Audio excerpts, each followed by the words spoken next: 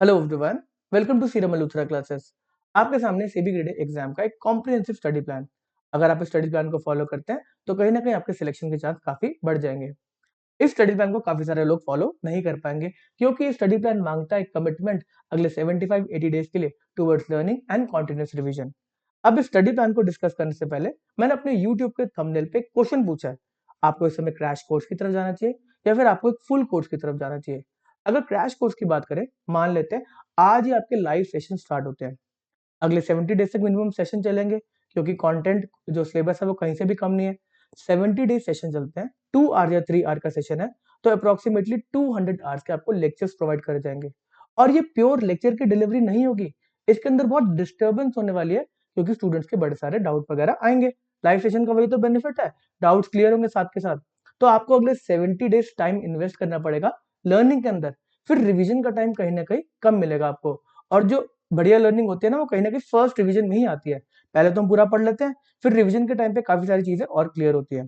तो कहीं ना कहीं वो थोड़ा सा प्रॉब्लमेटिक लगता है मेरे को कि 70 डेज आप इन्वेस्ट करो फिर आप रिवाइज करो। जो भी आप क्रैश कोर्स में एनरोल कराएंगे, पढ़ेंगे आप रिकॉर्डेड सेशन से ही। उनके जो रिकॉर्डेड सेशन आप उन्हीं को पढ़ने वाले, उन्हीं को रेफर करने वाले।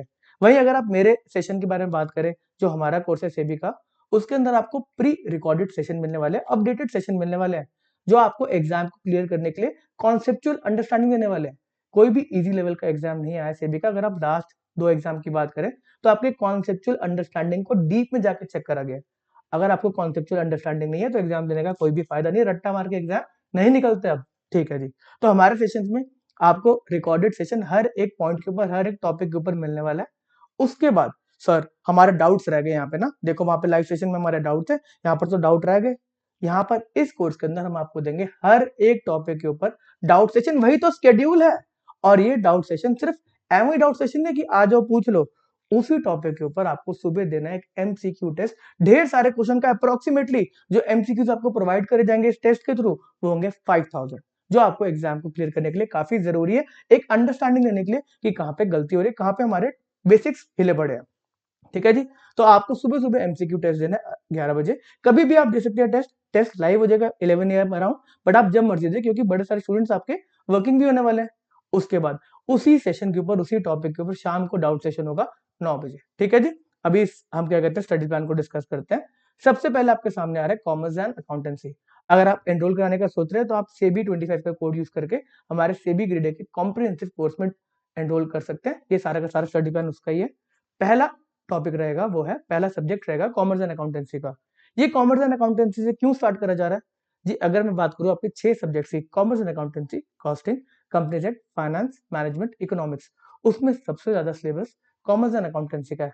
उसके पीछे भी लॉजिक है, सर 4 तो बातें लिखी हुई है, कैसे सिलेबस उसका ज्यादा हो गया जी? अगर आप प्रीवियस ईयर पेपर देखें तो कॉमर्स एंड अकाउंटेंसी के अंदर क्वेश्चन आए हैं आपके एनसीईआरटी की बेसिक से, जो आपको मेंशन भी नहीं कर रखा, चाहे वो नॉट फॉर प्रॉफिट ऑर्गेनाइजेशन हो या फिर वो आपका पार्टनरशिप फर्म हो। तो आपको पहले एनसीईआरटी को पढ़ना है पूरा, फिर उसके बाद थोड़ा सा एडवांस लेवल की पढ़ाई आती है जो कि है शेड्यूल 3। बैलेंस शीट का फॉर्मेट आपको समझ में आएगा। इसी टॉपिक से, शेड्यूल 3 से आपको कहीं ना कहीं रिलेटेड या डायरेक्ट क्वेश्चन, मतलब इनडायरेक्टली या फिर डायरेक्टली आपको शेड्यूल 3 से क्वेश्चन दिखने वाला, अपने एग्जामिनेशन में लिख के ले लो। ठीक है ना? शेड्यूल 3 जब आपको समझ में आएगा, बैलेंस शीट का फॉर्मेट समझ में आएगा, उतना ही बेटर आप रेशियोज कर सकेंगे। रेशियो से क्वेश्चन आना ही आना है। अगर मैं रेशियोज के सेशन की बात करूं तो इसमें हर एक सेशन के ऊपर, हर एक टॉपिक के ऊपर लिक्विडिटी रेशियो है, सॉल्वेंसी रेशियो है, एक्टिविटी रेशियो, प्रॉफिटेबिलिटी रेशियो है। इसके सबके डिफरेंट सेशन है, सेपरेट सेशन है। 5 आवर्स की तो रेशियो एनालिसिस ही है क्योंकि इंपॉर्टेंट सेशन है।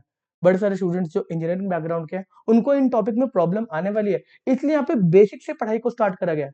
आप में से जो कॉमर्स बैकग्राउंड के हैं, जिनको लगता है हम इजीली प्रिपेयर कर लेंगे इस टॉपिक को, तो आप इसको एमसीक्यू अटेम्प्ट करके आगे बढ़ सकते हैं। जहां पर आपकी गलती हो रही है उस सेशन को आप देखेंगे जरूर, उस लेक्चर को देखना बहुत जरूरी है। शेड्यूल 3 की बात करें तो 2021 ईयर के अंदर बहुत हेवी अमेंडमेंट, भारी अमेंडमेंट आई हैं, वो सारी की सारी अमेंडमेंट इन सेशन में कवर है। चलो ठीक है जी। तो ये आपका सेशन है, मैं डिटेल में तो नहीं जा रहा।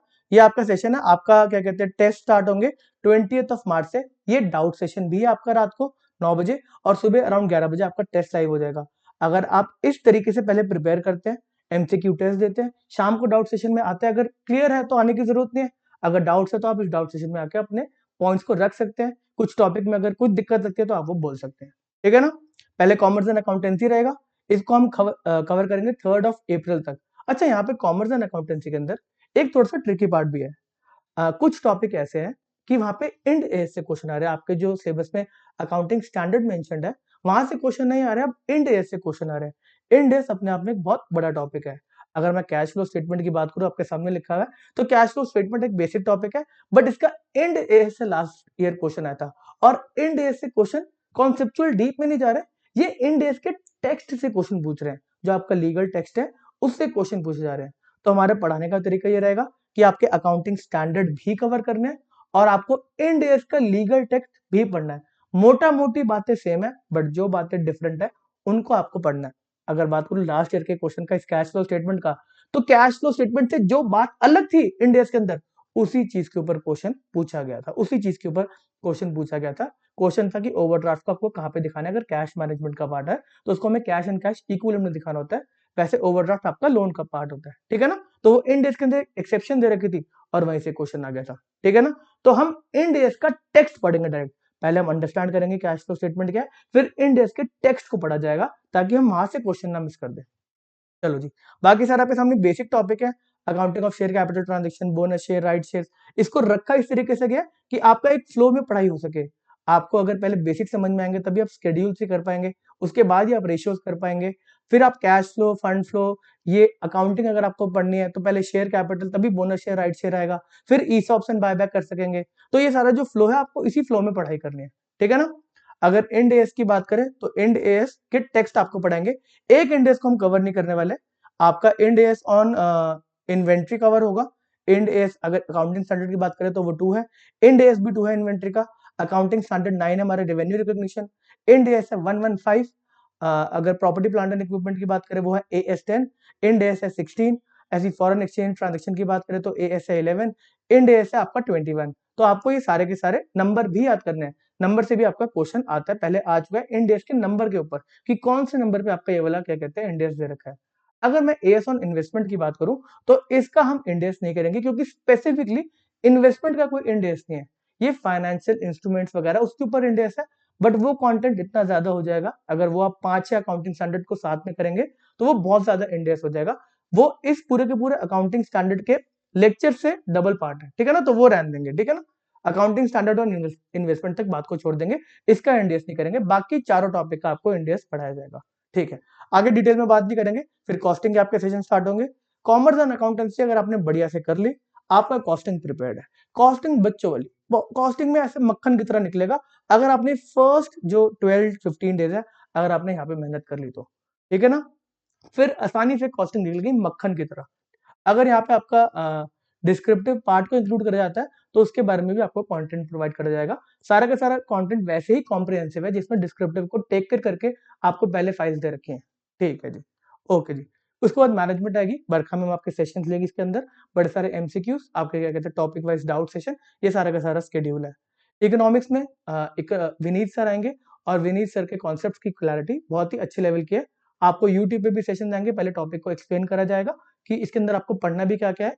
और ये भी जो ऑर्डर है ये भी उन्होंने लिखवाया, कह रहे थे कि इनमें जो 3 टॉपिक है जो काफी बड़े होने वाले हैं वो है किनीजियन अप्रोच, क्लासिकल, आईएसएलएम, ये काफी बड़े बड़े टॉपिक है। इकोनॉमिक्स के अंदर भी एक पार्ट के अंदर एक एग्जाम के अंदर काफी डिटेल में क्वेश्चन आया था, ठीक है। कंपनीज एक्ट एक ऐसा टॉपिक है जिसको आप एमसीक्यू से प्रिपेयर कर सकते हैं, बट हमारे डिटेल लेक्चर आने वाले हैं। ये एक ऐसा टॉपिक है जिसके अंदर अगर 8 या 9 क्वेश्चन आते हैं तो बच्चे सारे के सारे क्रेडिट कर कर आते हैं। अब इस कंपनीज एक्ट के अंदर कुछ सेक्शन आपके सिलेबस का जो पार्ट नहीं है, बट वो भी इंपॉर्टेंट है, जहां से क्वेश्चन आ रखे हैं, तो उन सेक्शंस को भी आपको मिसलेनियस पार्ट में कवर कराया जाएगा, ठीक है जी। चलो, फाइनेंस को हम लास्ट में स्टार्ट करेंगे। फाइनेंस के टॉपिक एकदम लेटेस्ट लेक्चर्स के साथ अपलोडेड है, वो आप पहले भी आपकी जब मर्जी आप उसको पढ़ाई कर सकते हैं। ये तो टेस्ट का सेशन है, आप ये तो टेस्ट का मतलब क्या कहते हैं टाइमिंग्स वगैरह है, ये टेस्ट की डेट है, उससे पहले आप प्रिपेयर करके रख लें जितना जल्दी जल्दी आप कर सकते हैं, ठीक है। फाइनेंस की बात करें तो इसमें 2 टॉपिक जो बहुत बड़े हैं, जो है direct tax and indirect tax. इसको आपको एकदम डिटेल में नहीं पढ़ना। इनकम टैक्स की बात करूं मैं तो इतना बड़ा ये डीटी का सब्जेक्ट होता है, पूरा पढ़ने बैठ जाओगे तो 6 महीने लग जाएंगे। तो डायरेक्ट टैक्स के अंदर जो इंपॉर्टेंट होता है वो होता है लास्ट 1 ईयर के अंदर जो अमेंडमेंट्स आई हैं, डिडक्शन का चैप्टर, एटीसी वगैरह जो डिडक्शन था उसका चैप्टर, टीडीएस का चैप्टर, एंड चलान या इनकम टैक्स के जो फॉर्म वगैरह होते हैं, कौन से चलान में फाइलिंग होती है, इस टाइप के क्वेश्चन आपके इनकम टैक्स में है। जीएसटी की बात करें, जो भी आपकी जीएसटी काउंसिल की मीटिंग वगैरह होती है उसमें जो भी बात होती है लास्ट 12 मंथ्स के अंदर जो भी चर्चा होती है उसके ऊपर क्वेश्चन आया है। डायरेक्टली टेक्स्ट में घुस के जीएसटी के एक्ट में घुस के डिटेल में क्वेश्चन नहीं आया और वो एक्सपेक्टेड भी नहीं है। ठीक है जी। आपका इसके अंदर जो फाइनेंशियल सेक्टर के अंदर गवर्नमेंट की स्कीम्स है ये ढेर सारी है। इसमें इंपॉर्टेंट सर्कुलर एंड नोटिफिकेशन जो फाइनेंशियल रेगुलेटर निकालते हैं, जिसमें आरबीआई की नोटिफिकेशन और सर्कुलर काफी इंपॉर्टेंट है। सेबी के कुछ सर्कुलर एंड नोटिफिकेशन इंपॉर्टेंट है, वो सारे के सारे हम कवर करेंगे। इस सेशन को कंप्लीट कर दिया जाएगा 22 तक। आपको अगर डाउट आता है तो इसके अंदर आप पूछ सकते हैं, डाउट सेशन ही है। अगर आपको इसके ऊपर भी कोई डाउट आता है तो मेरे एप्लीकेशन पे जाके आप टेक्स्ट को ड्रॉप कर सकते हैं, मैं आपको रिप्लाई करूंगा। ये हमारे लास्ट ईयर के स्टूडेंट्स हैं जिन्होंने सेबी के एग्जाम को क्रैक किया, पीएफआरडी के एग्जाम को फिर क्रैक किया और अभी लेटेस्ट में जो आईएफएससी का एग्जाम हुआ। ठीक है जी, इस सेशन को हम यहीं पे रोकते हैं। Okay tata, bye bye.